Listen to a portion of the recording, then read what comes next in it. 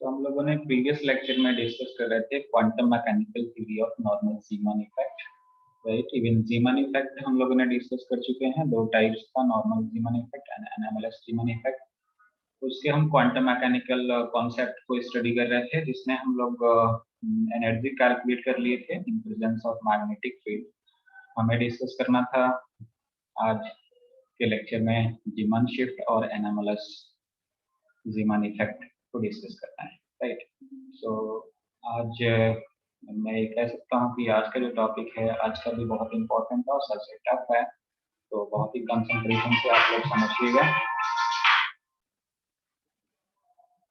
सो हम लोग जो एनर्जी कैलकुलेट किए थे, that was E is equal to E naught plus mu B G mj B, right? That is the total energy in presence of magnetic field, right? उससे हम लोगों ने frequency calculate किए थे कि कितनी फ्रीक्वेंसी होगी जो रेडिएशन इमिट होगी ड्यूरिंग द ट्रांजिशन। तो जो फ्रीक्वेंसी का जो एक्सप्रेशन था that was nu is equal to nu not plus delta nu within bracket G I within bracket M J subscript में I minus G F M J F. Basically this is the difference of initial to final. This is the initial higher energy state and this is the final lower energy state, right? तो difference है higher minus lower energy states। यहाँ पर ये delta nu की value बता रखे थे, right. तो ये सारा कुछ प्रीवियस लेक्चर में हम लोगों ने डिस्कस कर रखे हैं। कल टाइम के कमी की वजह से हम लोगों ने इसको कंप्लीट नहीं कर पाए थे, तो आज इसको बहुत ही फास्ट कंप्लीट कर लेते हैं। इवन कई सारे टर्म हम इसमें कैलकुलेशन कर चुके हैं जो बेसिकली फॉर्मुलेशन फ्रीक्वेंसी का है। यहाँ पे एक बार दोबारा चेक कर लेते हैं। So in normal Zeeman effect, the spin angular momentum S vector is equal to 0 and hence the spin quantum number S is equal to 0। जैसे कि हमें मालूम है कि स्पिन एंगुलर मोमेंटम की वैल्यू क्या है नॉर्मल Zeeman इफेक्ट में, S की वैल्यू 0 है, तो उसके क्वांटम नंबर की वैल्यू 0 होगी। तो टोटल जो एंगुलर मोमेंट क्वांटम नंबर होगा that is equivalent to J is equal to L plus minus S होता है, राइट। तो यहाँ पर S की वैल्यू 0 होगी तो J is equal to L होगी, राइट। सो जो G की वैल्यू है उसको हम कैलकुलेट कर लेते हैं। यहाँ पर G का फॉर्मुलेशन हम लोगों ने लैंडी जी फैक्टर और ऑर्बिटल जी फैक्टर हम लोगों ने कैलकुलेट किए थे, ये डेरिवेशन। तो उसमें जस्ट ये वैल्यू सब्स्टिट्यूट करके G की वैल्यू आप कैलकुलेट कर लेंगे, that will give you 1। So spin magnetic quantum number ms is 0 when s equal to 0। तो ये आपको मालूम है कि this is the spin magnetic quantum number. ये सिंबल्स के नोटेशंस और इसका नेम आपको बहुत ही क्लियर कट मालूम होना चाहिए, नहीं तो आप मिस्टेक कर सकते हैं। So the total spin quantum number, magnetic quantum number, total magnetic quantum number that is equivalent to orbital magnetic quantum number plus spin quantum number। तो यहाँ पर स्पिन के लिए ये 0 था, तो यहाँ भी 0 रख दिया, that is mj is equal to ml, ठीक। तो ये कॉन्सेप्ट आप लोग ध्यान रखिएगा, ये प्रीवियस हम लोगों ने नहीं फॉलो किए थे। तो जो फॉर्मूला हम लोगों ने फ्रीक्वेंसी का जो रेडिएशन इमिट हो रहा था उसके जो फ्रीक्वेंसी का डेरिवेशन किए थे, ये फॉर्मुलेशन था हमारे पास, राइट, फ्रीक्वेंसी का। अब यहाँ पर इसको हम इस तरह से लिख सकते हैं, nu is equal to nu not plus delta nu into delta M L. Basically ये यहाँ पर डेल्टा डिफरेंस यहाँ पर टर्म आ गया, राइट, इसलिए इसको हम इस तरह से डिफरेंस के टर्म में लिख सकते हैं। So according to selection rule for allowed transition, हम लोगों ने प्रीवियस लेक्चर में पढ़ रखे हैं सिलेक्शन रूल की, जस्ट मैं नाम दिया था, वहाँ पर फॉर्मुलेशन बताया था। तो यहाँ पर देख सकते हैं कि सिलेक्शन रूल का क्या सिग्निफिकेंस होगा। 100% यहाँ पर क्लियर हो जाना चाहिए आपका कि सिलेक्शन रूल का क्या सिग्निफिकेंस है, क्या इंपॉर्टेंस है, अलाउड ट्रांजिशंस क्या होते हैं, ये सारा कुछ क्लियर होगा, राइट। अगर आप सिलेक्शन रूल फॉर एम की कह दीजिए या फिर डेल्टा जे के लिए कह दीजिए, एल के लिए कह दीजिए, किसी के लिए भी आप इसको समझ सकते हैं, इसी सिंपल कॉन्सेप्ट है। So for allowed transition selection rule क्या था, delta M L is equal to 0 और प्लस माइनस 1, यानी कि जब डेल्टा एम एल की वैल्यू इतनी होगी तभी ट्रांजिशन हो सकता है और किसी वैल्यू की ट्रांजिशन नहीं हो सकता है।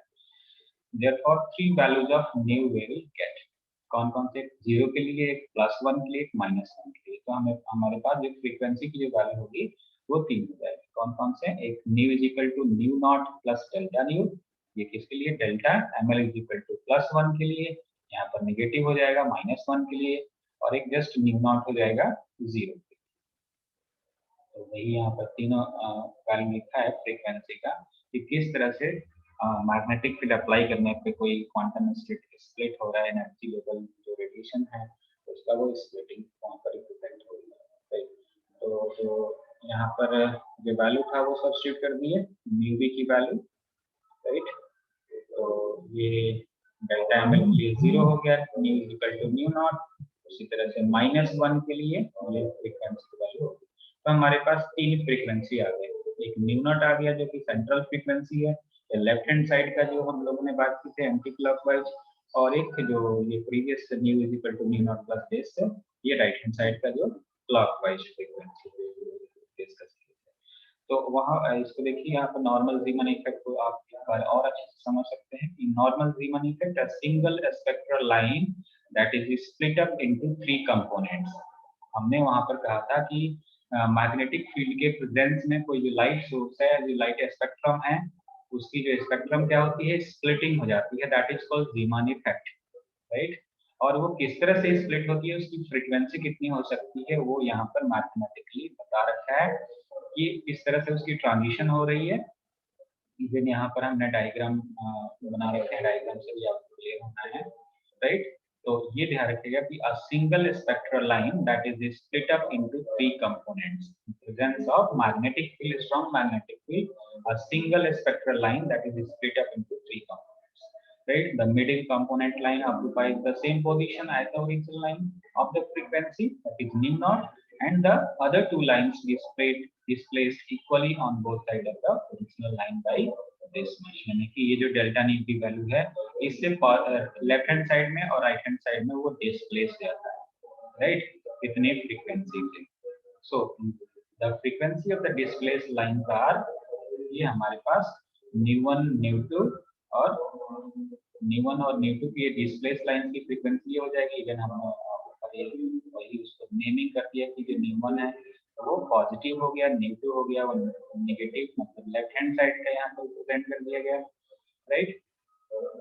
So the change in frequency that is given by, that is change in frequency that is given by dV is equal to plus minus EV upon 4 pi m, right. आपको ध्यान आ रहा होगा कि ये हम लोगों ने रीमन शिफ्ट का डेरिवेशन ही कर चुके हैं प्रीवियस लेक्चर में। ये वैल्यू होता है nu is equal to C upon lambda, इसको डिफरेंशिएट कर दीजिए लैम्डा के रिस्पेक्ट में, that will give this D nu की वैल्यू यहाँ पर सब्स्टिट्यूट कर दीजिए, और फिर आप उससे डी लैम्डा की वैल्यू कैलकुलेट कर दीजिए, राइट। तो डी लैम्डा की वैल्यू क्या हो जाएगा, D lambda change in wavelength, right. So this equation gives the Riemann shift in terms of wavelength, and ये formulation क्या provide करता है, ये frequency में change provide करता है in terms of frequency. This is the Riemann shift in terms of frequency, and this is the Riemann shift in terms of wavelength. ये formulation ध्यान रखिएगा क्योंकि इसमें हमें problem solve करना है। Completions वगैरह में इसमें problem आपके examination में भी problems आते रहते हैं, राइट। तो उसको न्यूमेरिकल्स आपको सॉल्व करना होगा, तो ये फॉर्मूलेशन आपको मालूम होगा तभी आप इसको सॉल्व कर सकते हैं। सो यहाँ पर हम लोग डायग्राम से इसको बहुत ही फास्ट समझ लेते हैं। नेक्स्ट टॉपिक की तरफ मूव करते हैं, जो इसमें बहुत टाइम लगना है, बहुत लेंथी है। सो यहाँ पर देखिए कि ये हमारा L इज इक्वल टू 0 है, दैट मीन्स ग्राउंड स्टेट है, राइट। और ये एक्साइटेड स्टेट है, यानी हायर एनर्जी स्टेट आप कह सकते हैं, L is equal to 1, right. यानी कि n इज इक्वल टू 2 कहेंगे और इसको n इज इक्वल टू 1 कहेंगे। प्रिंसिपल क्वांटम नंबर की बात करें तो ग्राउंड स्टेट हो गया, एक्साइटेड स्टेट हो गया। यहाँ पर कोई पार्टिकल है तो यहाँ पर पार्टिकल जंप करेगा तो कोई ना कोई लाइट को इमिट करेगा, क्योंकि इमिशन हो रही है, राइट, ट्रांजिशन हो रही है, क्वांटम ट्रांजिशन। आइदर वो स्पॉन्टेनियस ट्रांजिशन कर सकता है या फिर स्टिमुलेटेड ट्रांजिशन कर सकता है। दोनों केसेस में हमें रेडिएशन मिलना ही मिलना है। स्टिमुलेटेड थोड़ा सिस्टमैटिक होता है, उसको हम एक्सटर्नल एजेंसी से लाइट एनर्जी प्रोवाइड करना पड़ेगा तब वो स्टिमुलेट होगा। तो वो सारी चीजें आपको मालूम है। लेजर वाले टॉपिक में भी डिस्कस करूंगा बहुत डिटेल में, लेकिन आपने क्वांटम में भी पढ़ रखे हैं।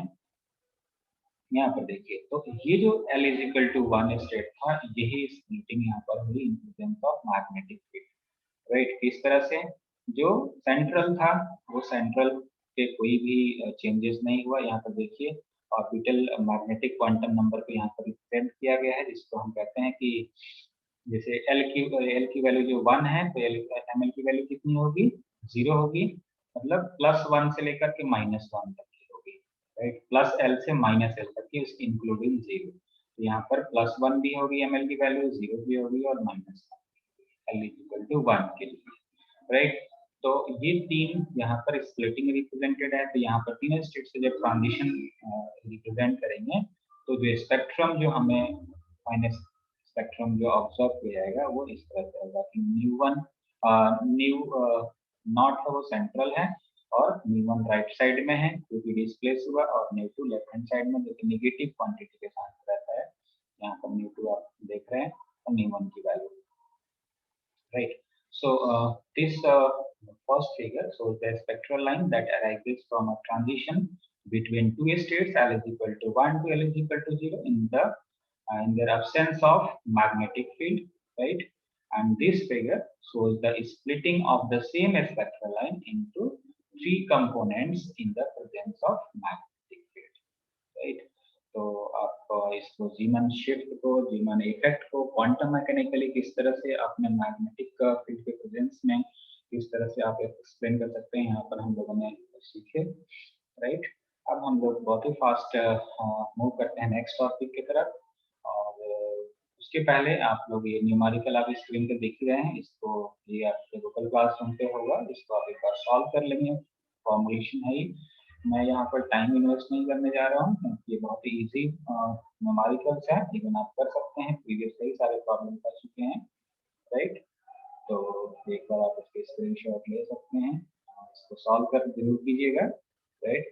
तभी भी मैं इसको चेक कर सकता हूँ, सकते हैं, राइट। ये भी एक न्यूमेरिकल है, तो इसमें से कोई ना कोई एक न्यूमेरिकल तो आता ही आता है, राइट। तो इसको जरूर करेंगे, राइट।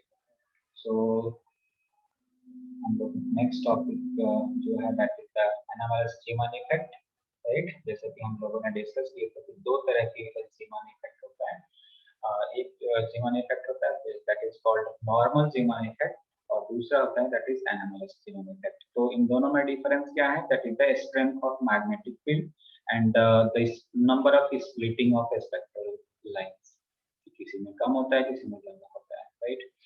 सो स्टार्ट करते हैं। सो to explain anomalous Zeeman pattern of sodium lines, यहाँ पर हम सोडियम लाइट के स्पेक्ट्रम को इस anomalous Zeeman इफेक्ट में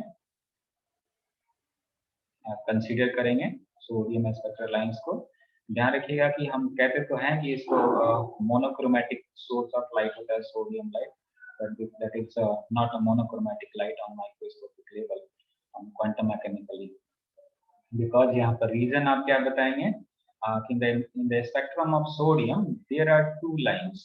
देखिए अब टू लाइंस हो गया तो यानी कि दो वेवलेंथ हो गए, तो मोनोक्रोमेटिक कैसे कह सकते हैं, right. There are two lines D1 and D2। अब D1 की वेवलेंथ कितनी होती है ये भी आप ध्यान रख सकते हैं कि वेवलेंथ जो होती है D1 लाइन की that is 5896 angstrom and D2 that is 5890 angstrom, यानी दोनों का डिफरेंस जस्ट 6 एंगस्ट्रॉम का होता है, राइट। तो इसलिए हम बल्क लेवल पे इन जनरल बोल देते हैं monochromatic source of light, but देखिए quantum mechanically that is not a monochromatic source of light that have two lines, two spectral lines D1 and D2 having different wavelength, right।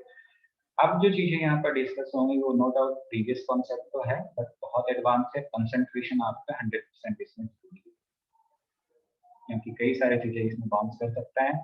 एक बार में नहीं समझ में आया इसको बार बार इसको आप सुनेगा लेक्चर जो गूगल क्लासरूम पे आपके अवेलेबल रहेगा, राइट, जब तक ये टॉपिक क्लियर ना हो। एक चीज ध्यान रखना है, यहाँ पर डायग्राम में हर एक पेज पे रिप्रेजेंट कर रखा हूँ, आपको एक ही पेज पे कहीं भी बना रहा है, राइट। तो D1 line is emitted due to the transition। देखिए यहाँ पर स्पेक्ट्रोस्कोपिक नोटेशन का यूजेज आ गया। D1 लाइन्स का जो ट्रांजिशन है that is 3 to P1/2, to 3 to S1/2, यानी कि ये P टर्म है और ये S टर्म है, यानी P टर्म से S टर्म में ट्रांजिशन हो रहा है D1 लाइन के लिए, while D2 line is due to the transition from 3 to P3/2 to 3 to S1/2 of the electron.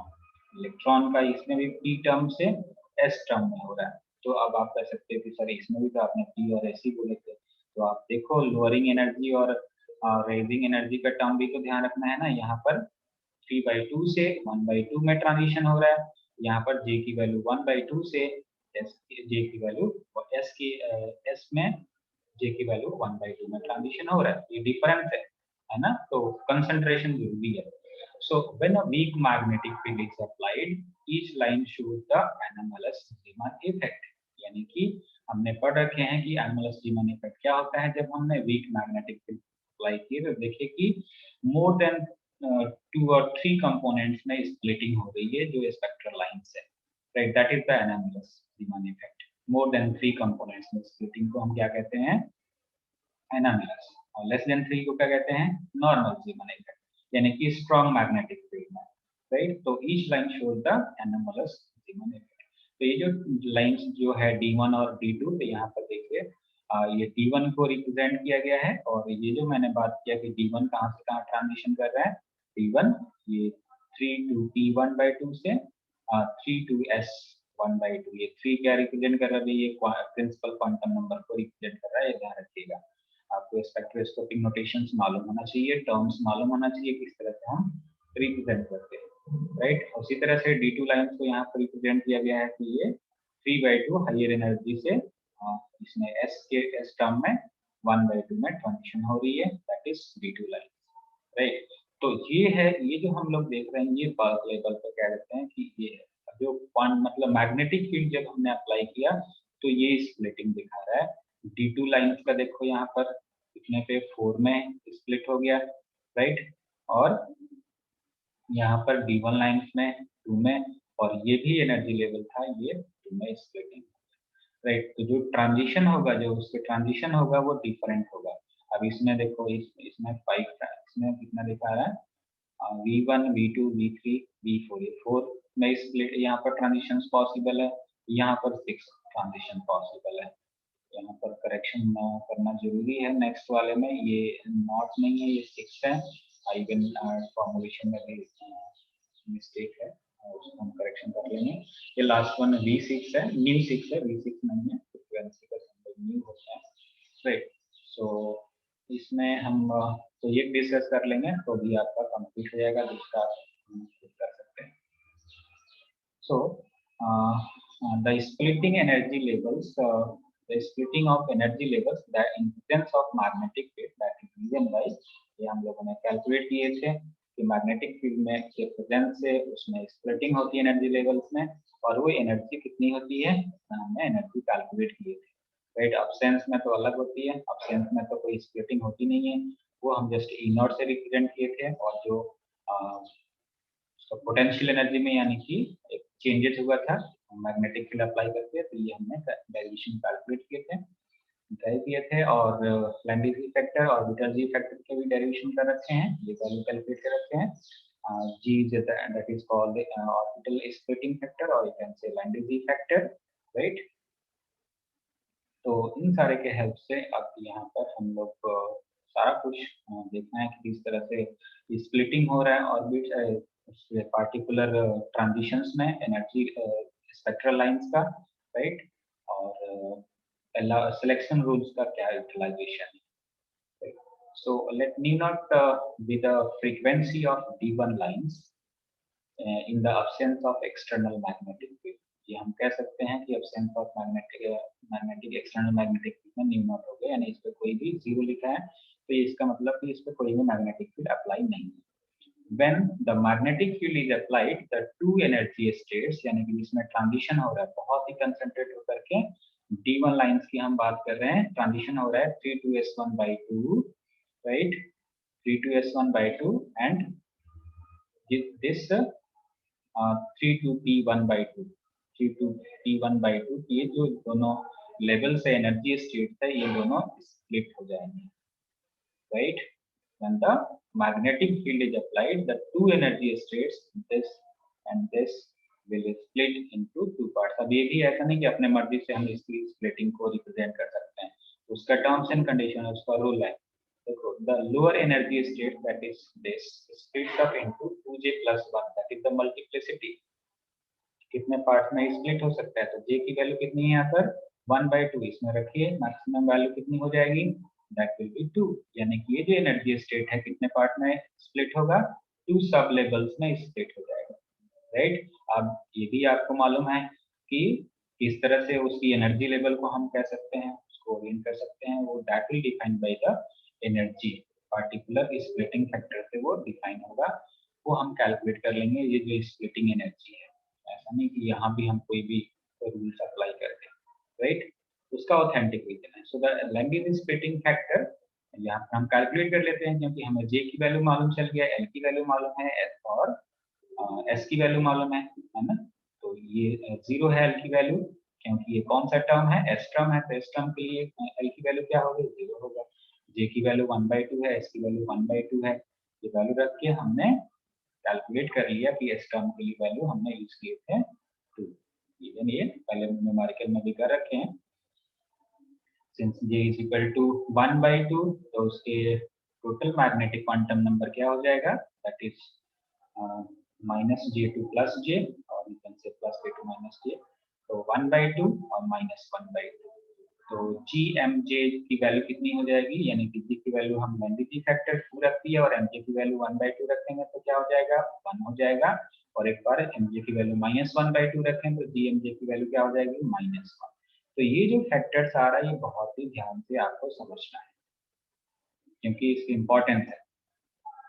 देखिए, therefore delta E, that is the this splitting of energy levels in the presence of magnetic field, what will be the, that will be equivalent to delta E is equal to plus minus mu B into B. देखिए, ये GMG की value आप एक बार +1 रख देंगे और एक बार -1 रख देंगे, और mu B into magnetic field तो रहेगा, Bohr magneton into magnetic field, right. तो ये एक बार यहाँ पर ये एनर्जी जो रेज हो रहा है that is plus mu B, right. ये जो एनर्जी डेल्टा ई रिप्रेजेंट है, राइट, प्लस म्यू बी, और ये नेगेटिव में जो है वो माइनस म्यू बी, राइट. तो आई होप यहाँ तक क्लियर हो रहा है. So one of the sub energy level is shifted upward by this amount of, and the second sub level that is shifted downward by and delta E amount from the original energy state.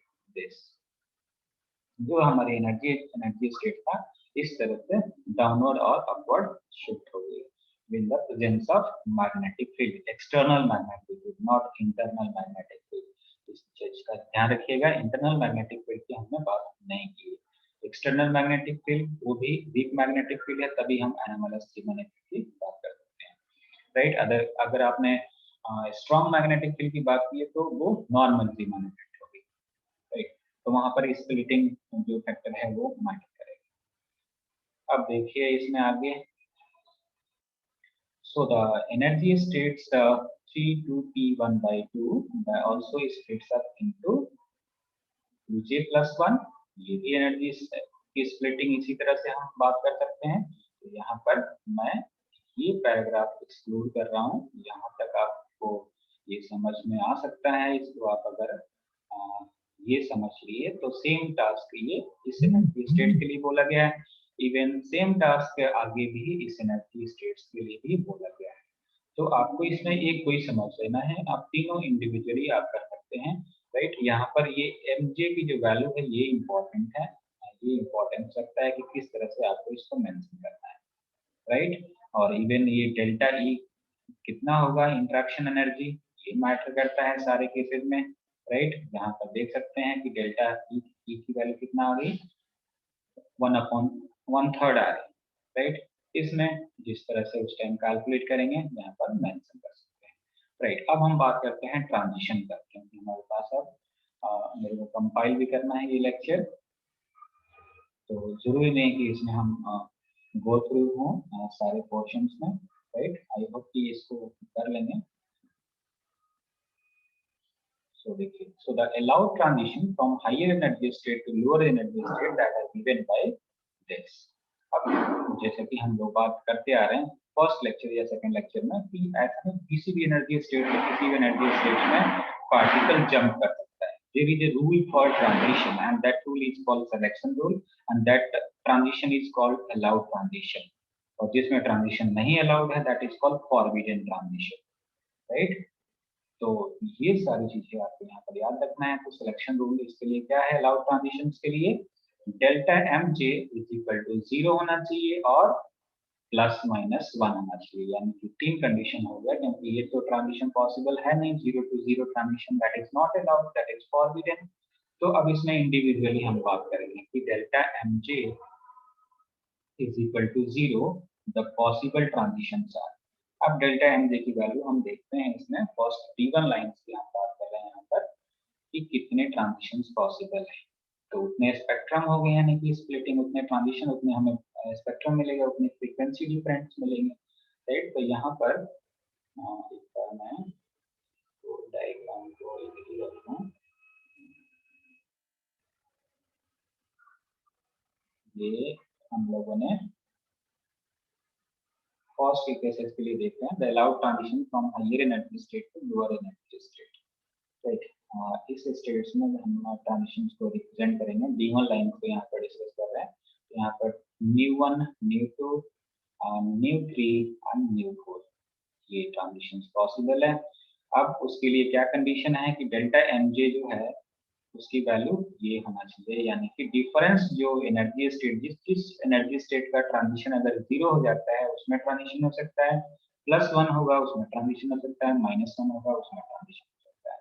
तो सबसे पहले हम लोग बात कर रहे हैं delta M J equal to 0. तो उसमें ट्रांजिशन कौन कौन से स्टेट में हो सकता है, from M J is equal to +1/2, M J is equal to +1/2 और कौन से स्टेट 2p1/2, 2p1/2 के +1/2, राइट. State to mj is equal to +1/2, ये आप देख सकते हैं. mj इज इक्वल टू +1/2, ये कौन से स्टेट के लिए 2s1/2, ये 2s1/2, राइट. तो ये अब इसका डिफरेंस देख सकते हैं कि +1/2 minus +1/2 that will give you 0. तो ये ट्रांजिशन हमें पॉसिबल है because it provide the it satisfy the selection rule, right. अब सेकंड देख लेते हैं. तो ये आप देख सकते हैं कि इस +1/2 से ट्रांजिशन हमने दिखा रखा है न्यू1 से. ये delta M J is equal to 0 के लिए सेटिस्फाई कर रहा है. दूसरा जो ट्रांजिशन डेल्टा एम जे के लिए हो जाएगा that is M J is equal to -1/2, कौन से स्टेट के 2p1/2, 2p1/2 के -1/2 से आप यहाँ पर ऑब्जर्व कर सकते हैं न्यू2 को, राइट. और दूसरा जो M J is equal to -1/2, ये -1/2 है, राइट. और ये 2s1/2 के -1/2 एनर्जी स्टेट, राइट. तो इसको सब्ट्रैक्ट करेंगे that will also give you 0. -1/2 minus -1/2 that will give you 0. इसमें पॉजिटिव आ गया तो ये 0 हो गया. तो ये भी ट्रांजिशन सिलेक्शन रूल को सेटिस्फाई करता है, तो इनमें ट्रांजिशन हो सकता है. तो आपने देखा कि इस कंडीशन के लिए हमें दो फ्रीक्वेंसी अलग अलग, एक न्यूमन फ्रीक्वेंसी एक न्यू फ्रीक्वेंसी मिल गई. अब thus two transition of different frequencies are emitted. अब इन transitions के लिए दो frequency मिलेंगी, right. So as we know that radiation of frequency nu is emitted when the atom is placed in the external magnetic field, right. ये हमें concept मालूम है कि किसी भी एटॉमिक सिस्टम को एक्सटर्नल मैग्नेटिक फील्ड में अगर सब्स्टिट्यूट करते हैं तो उसमें ट्रांजिशन होगी, तो रेडिएशंस का जो emit होगी तो उसकी पार्टिकुलर फ्रीक्वेंसी होगी and that frequency is given by this. ये हम लोगों ने ड्राइव कर रखे हैं फॉर्मुलेशन, राइट. तो इस फॉर्मुलेशन में वैल्यू सब्स्टिट्यूट करते हैं. तो डेल्टा न्यू की वैल्यू हमें मालूम है and new not is the frequency of D1 in spectral line in the absence of magnetic field. हम लोगों ने डिस्कस कर रहे हैं in the absence of magnetic field. New not है, इनिशियल है, राइट. प्रेजेंस में ही हमारे पास इतना फ्रीक्वेंसी चेंजेस आ गई. So now for transition of mj is equal to +1/2 for state this one and mj is equal to +1/2 for this one, the frequency of emitted radiation that is given by nu1. तो देखिए न्यू1 की value अब यहाँ पर हम calculate कर सकते हैं, पार्टिकुलर इतनी वैल्यू आएगी। अब यहाँ पर कंसंट्रेशन देखिए, ये न्यू नॉट को एज इट इज हमने लिख रखे हैं, delta nu as it is रख दिए। ये क्या है, G I M J I minus G F M J I, this is the, ये वैल्यू हम लोगों ने कैलकुलेट किए थे, राइट। 1/3 था फाइनल के लिए, और सॉरी इनिशियल के लिए, मतलब इनिशियल हायर एनर्जी स्टेट, और ये फाइनल यानी ग्राउंड स्टेट्स के लिए वो जो जी एम जे की वैल्यू था that is 1, right. So this will give you frequency of first transition.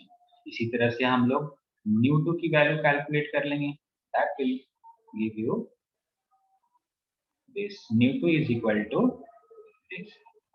अब इसमें आपको कंसंट्रेट करना है कि ये वैल्यू ध्यान से यहाँ पर सब्स्टिट्यूट करना है, अदरवाइज मिस्टेक होगा, राइट। तो इसी तरह से हम लोग कैलकुलेट कर लेंगे डेल्टा एम जे प्लस 1 के लिए, डेल्टा एम जे माइनस 1 के लिए, और जो फ्रीक्वेंसी होगा that is न्यू3 and न्यू4, right. न्यू3 and न्यू4, ये मैं इसमें डिटेल में नहीं जा रहा हूँ, ये जस्ट आपके लिए एक तरह से प्रॉब्लम हो गया, इसको सॉल्व कीजिए रजिस्टर पे, इसको चेकआउट कीजिए, कोई अगर क्वेरी है तो जरूर पूछिए, राइट। तो ओवरऑल यहाँ पर हम लोग डिस्कस करते हैं D1 line of sodium spectrum that is split up into 4 spectral lines nu1 to nu4 when placed in the magnetic field। यानी कि हम सोडियम लाइट को, मतलब सोडियम से जो स्पेक्ट्रम हमें जो ऑब्जर्व हो रहा है, उस स्पेक्ट्रम को जो जीमन इफेक्ट को हम जो ऑब्जर्व किए थे, एक्सपेरिमेंटल अरेंजमेंट आपने देख रखे होंगे, तो उस लाइट सोर्स को अगर वहां पर हम प्रेजेंट कर रहे हैं स्ट्रॉन्ग या वीक मैग्नेटिक फील्ड में, तो ये जीमन इफेक्ट ऑब्जर्व हो रहा है। तो यहाँ पर हम एनामलस जीमन इफेक्ट को डिस्कस कर रहे हैं वीक मैग्नेटिक फील्ड में, कि ये जो स्प्लिटिंग है वो मोर देन 3 है, nu1, nu2, nu3 and nu4, right? That is anomalous Zeeman effect, right? So इसी तरह से आपको T2 लाइंस के लिए भी स्टडी करना है सेम टास्क। तो उसमें जो हम लोग स्पेक्ट्रम स्टडी करेंगे that will give you 6 transitions nu1 to nu6। यहाँ पर एक माइनर सा मिस्टेक मैंने नोटिस किया था, उसको मैं एक करेक्शन आपको बता दूं। फॉर्मुलेशन में आया था nu6, ये तो सारा कैलकुलेट किए हैं उसी तरह से सिलेक्शन रूल्स अप्लाई करके। Delta M is equal to 0 के लिए आपको चेकआउट करना है कि कौन सा ट्रांजिशन हो सकता है, डेल्टा एम के एम जे इक्वल टू +1 के लिए, और same task delta M J equal to -1 के लिए। तो ये ट्रांजिशन हमारे पास 6 हो जाएंगे, और 6 फ्रीक्वेंसी आ जाएंगे, डिफरेंट फ्रीक्वेंसीज, राइट। तो D2 lines that have frequency initially in the absence of magnetic field, that is nu naught, and that is split up into 6 components and having frequency nu1 is equal to this one, nu2 is equal to this one, and so on, right। So this is nu6, ये frequency nu6 हो गई, right। I think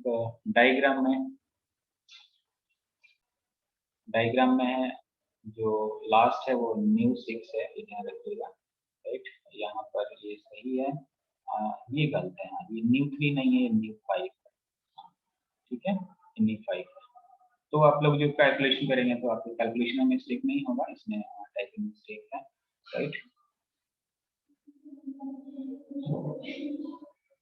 basically जो मैं सारे page पे diagram represent कर रहा था, उसमें आपको एक जस्ट डायग्राम ये रिप्रेजेंट करना है, राइट। उसको जस्ट समझाने के लिए मैं सारे पेज पे उसको कॉपी पेस्ट कर रखे हैं, राइट।